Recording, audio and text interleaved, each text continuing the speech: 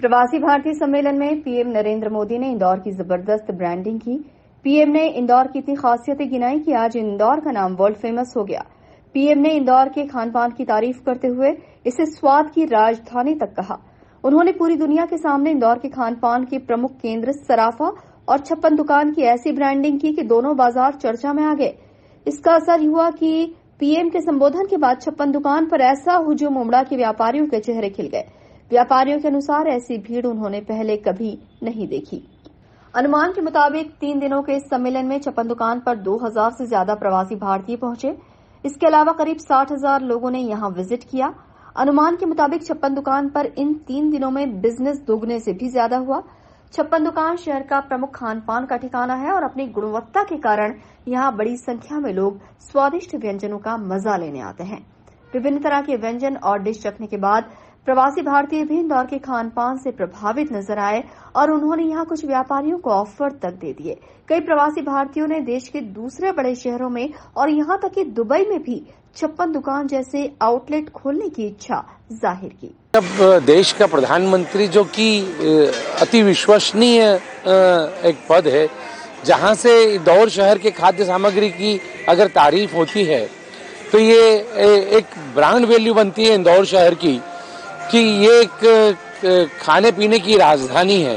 तो ऐसे समय में एक बड़ा स्कोप बनता है शहर को कि वो पूरे देश में, देश के बड़े शहरों में अपने ब्रांड को स्थापित करे। जैसे नेशनल इंटरनेशनल ब्रांड फूड में आए हैं, उसी तरीके से इंदौर के भी कुछ ब्रांड बनना चाहिए जो कि शहर में विस्तारित हों, और इस तरीके की भूमिकाएं बनना शुरू हो गई है।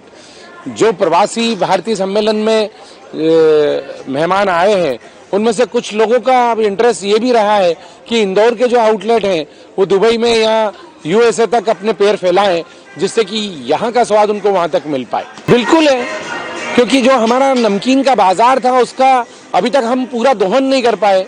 जैसे लोग इसका दोहन कर रहे हैं, और इंदौर शहर जिसका कि पेटेंट ही है ये सेव, अगर यहाँ के नमकीन विक्रेता अपनी पैकेजिंग पर ध्यान रख के अगर बाहर की तरफ निकलेंगे तो बाहर एक बड़ा स्कोप है।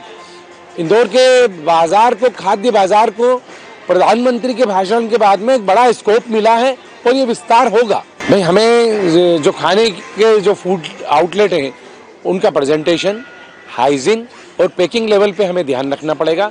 अब जैसे नए नवाचार में हम लोग आ ही चुके हैं। जो विजय चाट हाउस का पेटिस आप यहाँ खड़े होकर खाते थे, अब उन्होंने फ्रोजन पेटिस बनाए हैं जो 1 महीने तक आप उसको तल के खा सकते हैं। तो इस तरीके से नवाचार चलते चले जाएंगे और मैं समझता हूँ कि एक बड़ी उपलब्धि मिलेगी।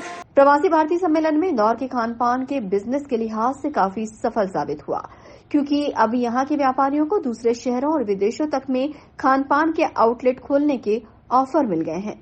Bureau report, INN news, Indore.